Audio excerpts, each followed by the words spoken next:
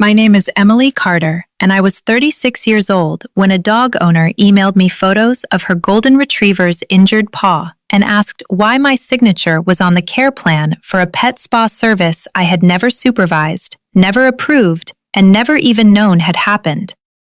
I was sitting at my kitchen table in Portland, Maine, after a long day at the clinic and an evening animal rescue workshop on safe grooming, medication disclosure, and pet owner consent, with a stack of handouts still in my tote bag and the small blue paw print keychain from my first shelter mentor resting beside my laptop.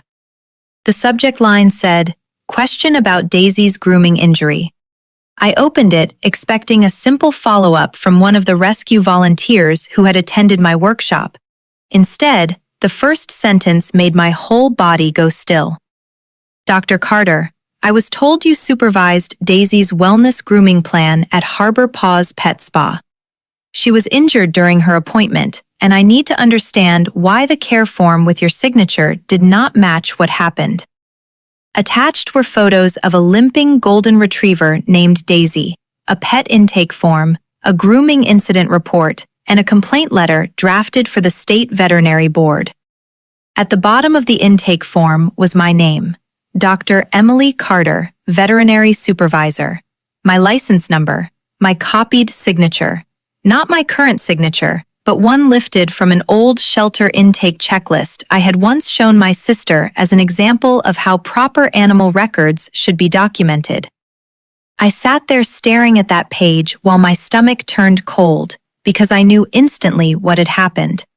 My sister had used my veterinary license to make her pet spa look safer than it was, and now an injured dog had my name attached to the lie. Before I tell you how I walked into a state veterinary board review 5 days later with website screenshots, copied signature proof, incident logs, and my mentor's handwritten note in one folder, tell me this. What time is it where you are right now, and where are you watching from? I want to know how far this story travels before I tell you what happens when a family says, "Help your sister build her dream," but really means, "Lend her your clean name, reassure paying pet owners, and absorb the fallout when an animal gets hurt." Because Daisy's injury complaint was not the beginning. It was only the first document honest enough to say what my family had been doing to me for years.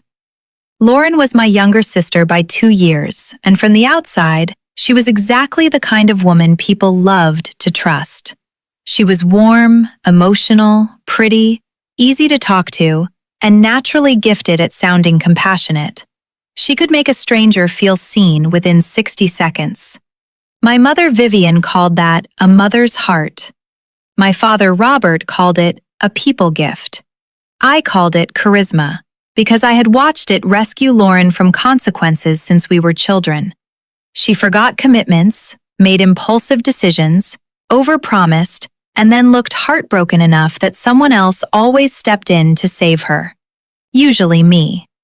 I was the serious one, the one who remembered, the one who made lists, the one who showed up early, read forms, checked records, asked questions, and got called rigid whenever I noticed the missing step everyone else was hoping to skip. When we were little, Lauren volunteered to pet sit neighborhood dogs and then forgot feeding times. I was the one who made the chart and biked over to make sure the water bowls were full.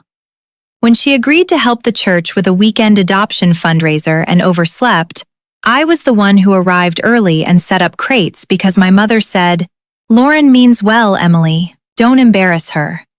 That sentence followed me for most of my life. Don't embarrass Lauren. Don't make her feel judged. Don't make her feel small. Nobody ever said, "Don't make Emily responsible for the cleanup." The family hierarchy got worse once Lauren had children. Suddenly, she was not just warm, she was sacred. She was a mother, a woman carrying so much, a woman building a future. I was a veterinarian, licensed, respected, careful, and childless. In my family, that meant my work counted less emotionally and my time counted less morally. It meant Lauren's chaos was always urgent, while my boundaries were always negotiable. At 29, I missed a second-round interview for a shelter veterinary position because Lauren dropped her children and her anxious terrier at my apartment during what she called a business emergency. The emergency turned out to be a last-minute meeting with a possible investor for her first attempt at a pet-related business, a dog walking company that collapsed within 3 months. I remember standing there in interview clothes, one child crying because the terrier had snapped at his toy, another asking for juice, and my mother on the phone saying, "Lauren has more at stake than you do right now. She has kids. Help her." I missed the interview. Lauren posted that afternoon about dreaming big for my babies. My mother commented with heart emojis. That was my family in one scene. Lauren's ambitions became noble because she had children. My career became flexible because it only belonged to me. My anchor, the person who taught me what responsibility actually looked like, was Dr. Rosa Bennett, the shelter veterinarian who trained me during my internship. Rosa was small, silver-haired, sharp-eyed, and gentle with frightened animals in a way that made even the most aggressive rescue dogs soften around her. She also had absolutely no patience for people using soothing language to cover sloppy care. During my first month at the shelter, I once described a mild grooming abrasion on a rescued spaniel as nothing serious. Rosa looked at me over her glasses and said, "Pain that is invisible to humans is still pain." Then she gave me the sentence that shaped the entire rest of my career. A veterinary license is not comfort language. It is a promise that an animal's pain will not be hidden. I wrote that in my notebook and carried it with me for years. When I helped save an injured rescue dog who had been neglected so badly he could barely stand, Rosa gave me a small blue paw print keychain. "For your keys," she said, "so you never forget that trust is usually handed to us by creatures who cannot explain where it hurts." Inside the little box, she wrote another note: "Never let anyone use your name where your eyes have not looked." I kept that keychain on my desk because it reminded me that my license was not just a professional achievement, it was a promise. Lauren loved animals. I will give her that. She was good with nervous dogs. She had a soft touch with older pets and a playful energy with puppies. But loving animals is not the same as running a safe pet care business. Harbor Paws Pet Spa started as Lauren's dream of a cozy place where pets are treated like family. There is nothing wrong with that idea on its own. The problem was everything she wanted to skip: intake forms, vaccination records, emergency contacts, behavioral warnings, medication disclosures, injury logs, grooming protocols, when to refer a pet out for veterinary care, when not to force a difficult groom, when a dog's stress level changes from manageable to dangerous, when a skin condition, hot spot, limp, or pain response means you stop and call the owner.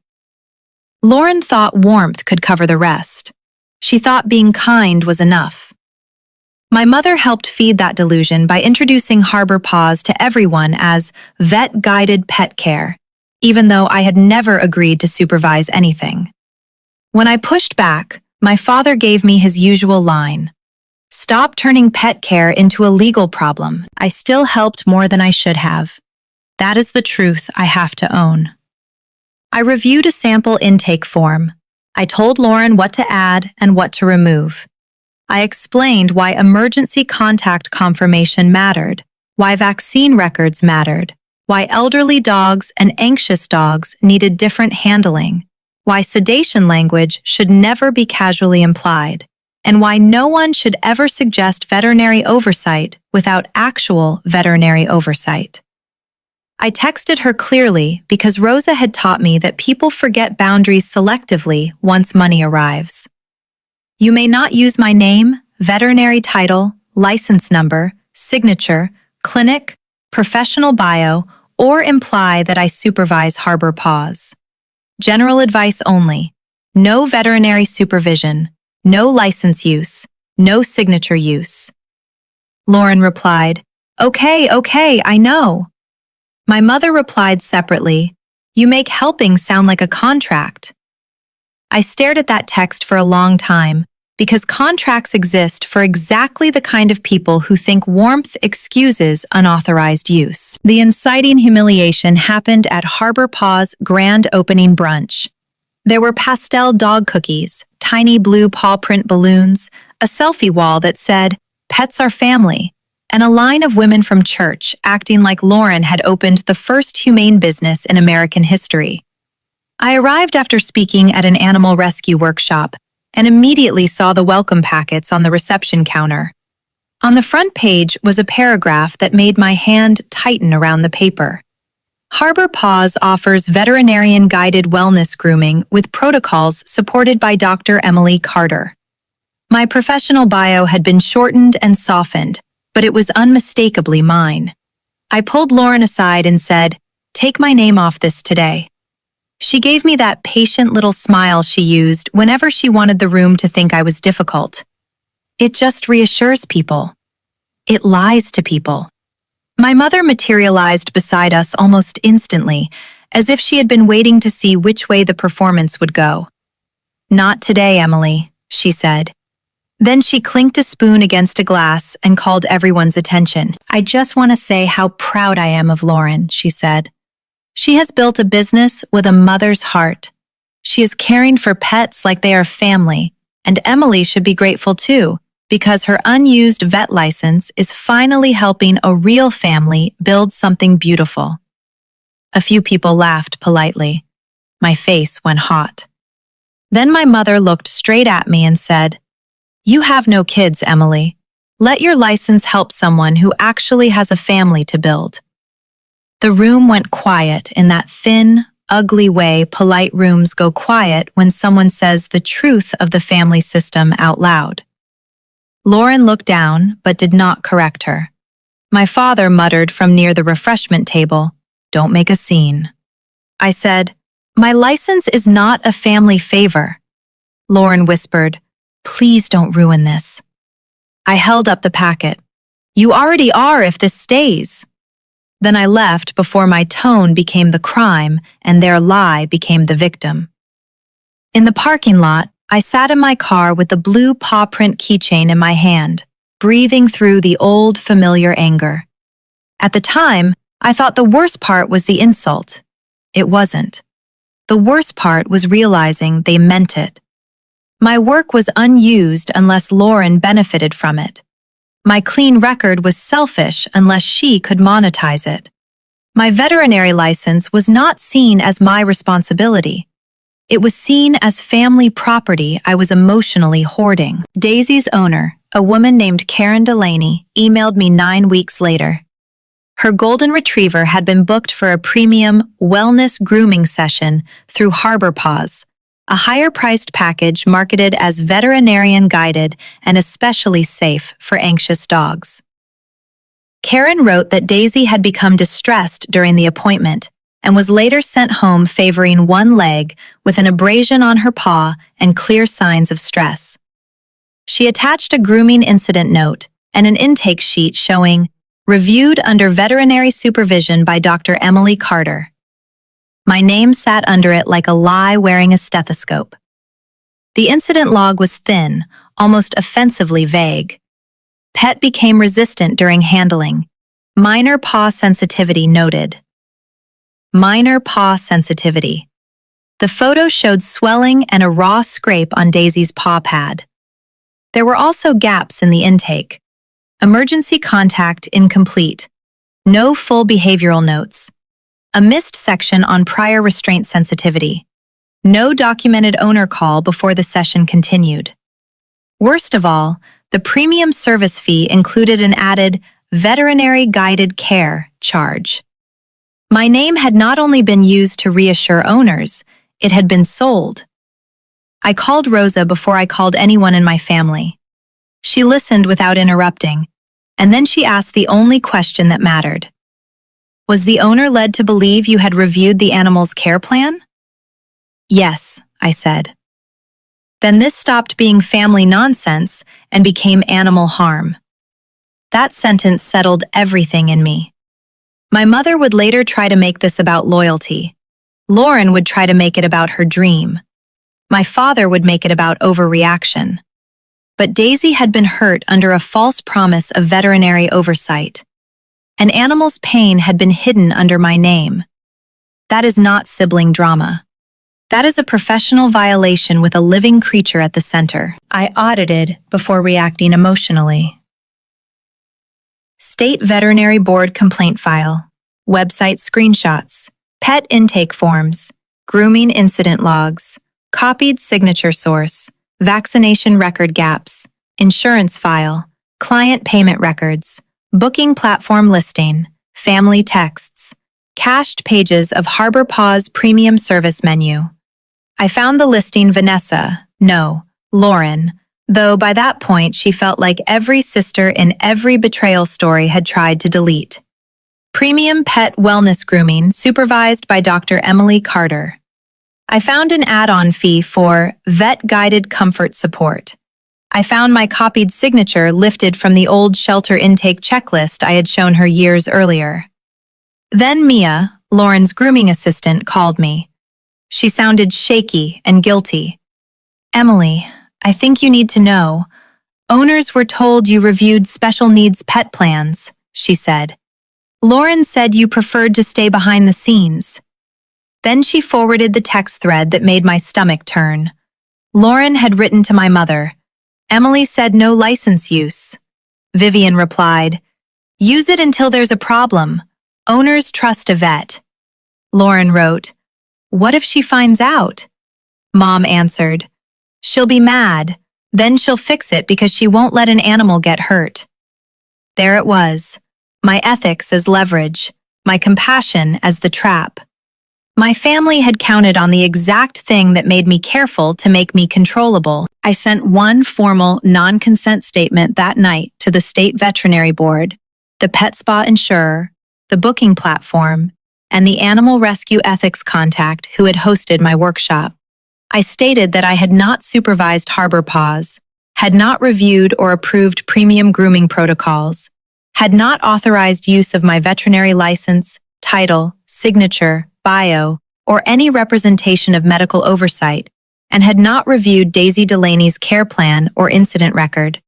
I attached my written refusal, the copied signature comparison, the website screenshots, the booking add-on, Mia's texts, and the complaint materials. One statement, one boundary, one blue paw print keychain lying beside the first honest record in the whole mess. At 10:47 p.m., my mother called. She did not say hello. "What did you tell the board investigator?" she demanded. I answered on speaker because Rosa was sitting across from me at that point, calm and dangerous in the way good mentors become when truth finally enters a room. "The truth," I said. My mother inhaled sharply. "Emily, do you understand what you are doing to your sister? Do you understand what she did to a dog owner?" Lauren grabbed the phone next. "You're making it sound like I mutilated a dog. A dog was injured during a premium service sold under my veterinary oversight. It was a minor issue." Rosa's expression changed at that phrase. Then my father came on with his predictable old line. "Stop turning pet care into a legal problem." I almost laughed because even then, with a hurt dog and a fake veterinary signature in the file, he still thought the problem was my seriousness. Then my mother made the mistake that exposed the whole mechanism. Owners were promised you reviewed the care protocols because it made them feel safe. There it was. Promised, reviewed, safe. Not misunderstood, not implied, sold trust. Lauren started crying. "I was trying to build something good." "Then you should have built it honestly." My mother sharpened her voice. "Lauren's children depend on that spa income. Then Lauren should not have built it on my license." I gave them 72 hours. Remove my name and license from every file and page. Correct owner documents. Notify affected clients. Refund veterinary guided service fees. preserve records. Sign a no-credential use agreement. My mother whispered, "Fix it." I said, "I am." Then I hung up. The smear campaign began by sunrise. Vivian told relatives and church friends that I was choosing paperwork over animals. She told people I was jealous because Lauren had built a warm pet care business while I only worked in exam rooms. That line hit exactly where she intended. Only worked in exam rooms. As if the exam room was not where trust, fear, grief, diagnosis, and pain often meet. Lauren posted a vague message about women tearing down women and how success attracts bitterness. Pet owners commented with heart emojis and praise. One wrote, "Harbor Paws has such a loving spirit. Don't let negative people stop your mission." I saved every screenshot. Rosa told me, "Do not argue in rooms where no one has to keep records." She was right, but I still nearly broke that afternoon. I thought about Daisy. I thought about Lauren's staff. I thought about her children hearing that I had destroyed their mother's business. I thought about the sick family habit of making me the last wall between someone else's lie and the consequences they earned. Then Karen Delaney emailed me again. "I trusted the premium care package because your name was there," she wrote. "I need to know who actually stood behind my dog's care." That sentence settled it. My name had been placed exactly where trust would land and blame would follow. The private truth room happened the next evening at my apartment table. Lauren arrived first, pale and furious, carrying a thick binder of Harbor Paws records like thickness could become honesty. My mother came behind her with a tray of muffins I did not touch. My father followed, annoyed in the way men like him get annoyed when facts make their usual minimization impossible. Mia came too, and Lauren's whole face changed when she saw her. Rosa sat beside me. On the table were Daisy's complaint, the copied intake signature, the old shelter intake checklist, website screenshots, incident log gaps, premium service fee sheet, Mia's text thread, the grand opening audio, Rosa's note, and the blue paw print keychain. My mother looked at the table and said, "This is excessive." "No," I said. "This is what honest pet care looks like when someone gets hurt." Lauren sat down and started quickly. "You helped me with forms. Advice is not veterinary supervision. You know I care about these pets. Then why sell owners my name? I never wanted anyone hurt. Then why promise review you never had?" My father rubbed his forehead. "Emily, this is family." Rosa finally spoke. "Animal pain does not become less real because sisters are involved." My mother turned to her. "And who are you?" "The veterinarian who taught Emily not to hide an animal's pain behind someone else's comfort." That silenced the table for one clean second. I placed the copied signature beside the old shelter checklist. Same angle, same pressure, same clipped loop at the end of my last name from the scanned original. "This was copied," I said. Lauren looked at the table. My mother said, "Maybe you signed something and forgot." I placed the website timestamp beside my animal rescue workshop attendance record. This page listing me as veterinary supervisor was uploaded while I was teaching owners how to verify grooming safety claims. Mia then slid her phone forward and opened the text thread. "Use it until there's a problem. She'll fix it because she won't let an animal get hurt." My father muttered, "Private messages shouldn't be used like this." I looked at him. Private lies shouldn't be put on public care forms. Lauren reached for the motherhood defense next. "You don't know what it's like to build something when you have kids depending on you." I looked at her for a long moment. "You don't know what it's like to have an injured animals file sitting under your license when your hands were never there." My mother snapped, "You are so cold." I picked up Rosa's note and read it aloud. "A veterinary license is not comfort language. It is a promise that an animal's pain will not be hidden. Then I placed the blue paw print keychain next to Daisy's photo. My clean name was not your pet safety label. Lauren started crying. Do you want Harbor Paws shut down? I want Harbor Paws honest. My father said, the dog is limping. She isn't dying. Rosa's voice cut through the room like a clean incision. Do not reduce pain to protect a lie. The room went still. That was the moment they all realized this was no longer a family disagreement. A real injured animal sat at the center of the story, and none of their usual language could move her out of it. I repeated the terms: remove me, notify owners, refund premium care fees, preserve records, no use of my name or license. Lauren whispered, if this goes public, I'll lose everything. I answered, you put my name on an animal's care plan. Public already started.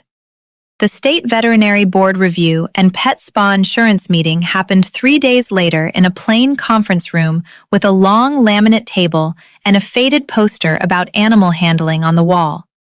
Present were the board investigator, an insurer representative, a booking platform compliance officer, Rosa, Mia, Lauren, Vivian, Robert, and me. Daisy's owner did not attend, but her complaint file and photographs did. I was grateful. Pet owners should not have to sit through the emotional theater of the families who deceived them. The investigator opened by saying Harbor Paws' corrective response had been frozen after my non-consent statement. My mother immediately said, this is a family misunderstanding. I had expected exactly that. Family misunderstanding is the phrase people use when they want deliberate use to sound like fog. Lauren said, Emily helped me create our protocols and then pulled away when there was a complaint. The investigator turned to me. Did you act as veterinary supervisor for Harbor Paws? No. Did you authorize use of your license or title? No. Did you review Daisy Delaney's intake or care plan? No. Did you sign the form attached to this complaint? No. Clean questions, clean answers. The room shifted immediately. I laid out the documents in order: written refusal, website screenshots, booking add-on, intake forms, incident log, copied signature comparison, old shelter checklist, Mia's texts, grand opening audio.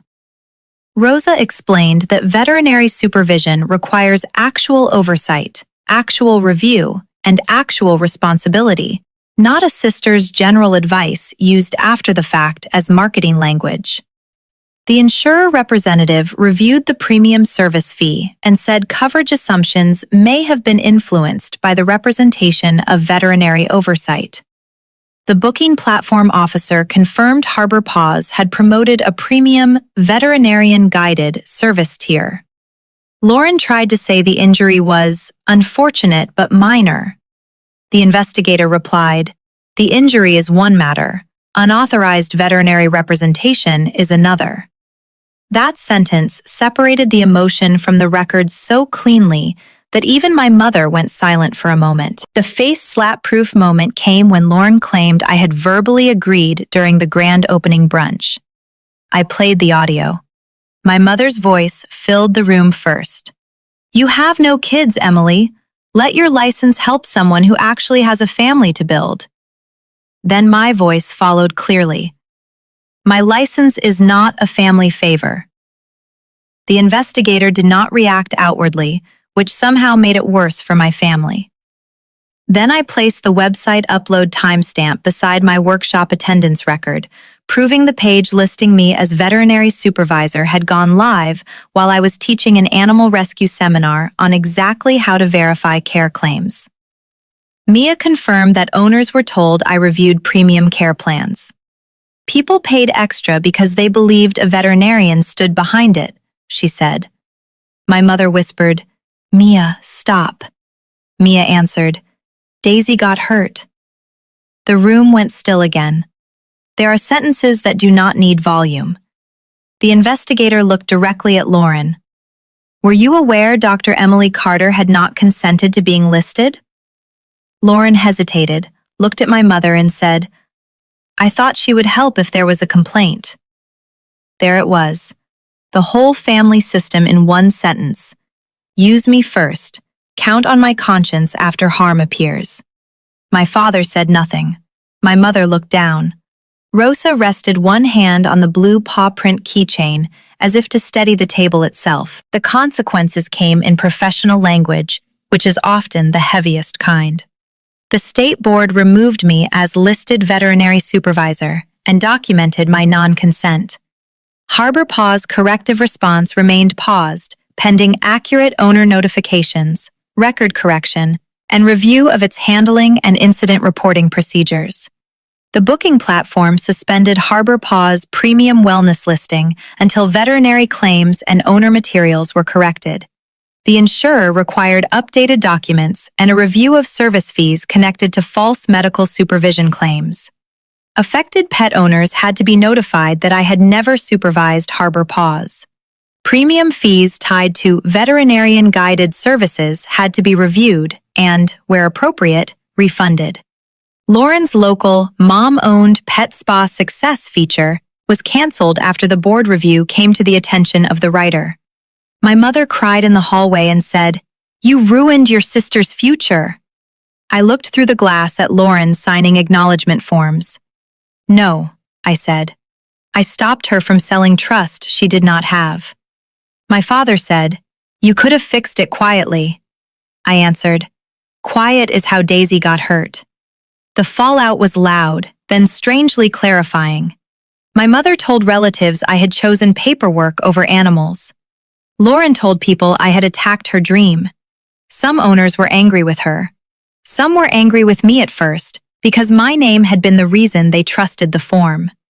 Karen Delaney emailed me after the review and wrote, "I blamed you at first because your name was there. Now I understand that was the point." I printed that email and kept it with Rosa's note. It hurt because it was true. My name had been placed where trust would land and blame would follow. Harbor Paws did not disappear overnight. Real life rarely gives that kind of neat ending. Lauren lost the premium listing for a while. She had to correct owner documents, notify clients, refund certain fees, retrain staff, and show proper incident handling procedures before the board would move forward. Some owners left. Some stayed because they liked her and believed she could improve. That was their choice, now made with accurate information. Accuracy was always the thing I wanted. My family had treated it like betrayal until the state required it. Rosa helped me turn the whole experience into something useful. At first, I resisted. I did not want to become the veterinarian whose sister stole her license. Rosa listened and then said, "Then don't teach betrayal. Teach pet owners what to ask before they hand over the leash." So we created the Blue Paw Pet Safety Guide with a local animal rescue nonprofit. We taught pet owners how to verify veterinary claims, read grooming consent forms, ask about emergency protocols, check vaccination records, question premium pet wellness services, and understand that loving pets like family means nothing if no one can tell you who is actually responsible when a pet is frightened or hurt. The first line of the guide was Rosa's sentence: "A veterinary license is not comfort language. It is a promise that an animal's pain will not be hidden." The second line was mine.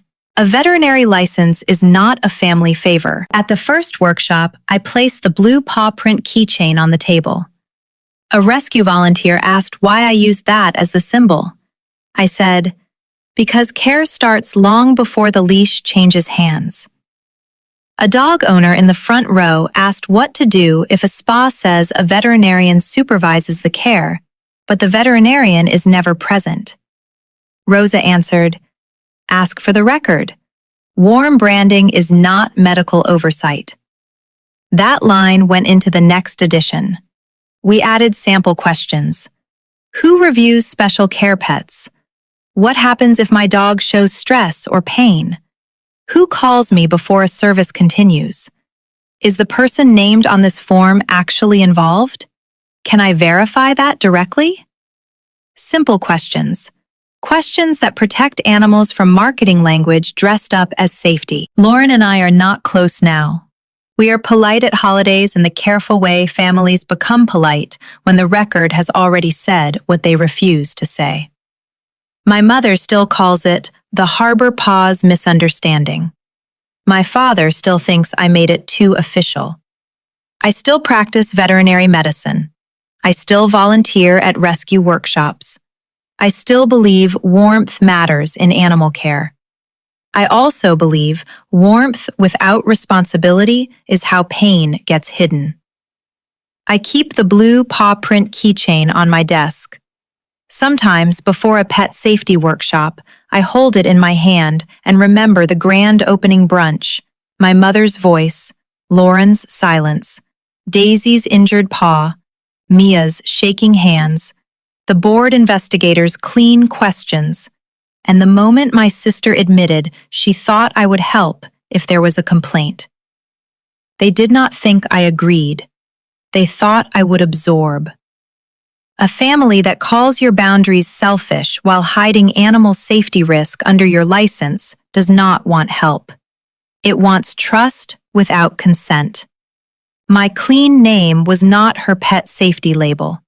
My childless life was not spare capacity for her dream.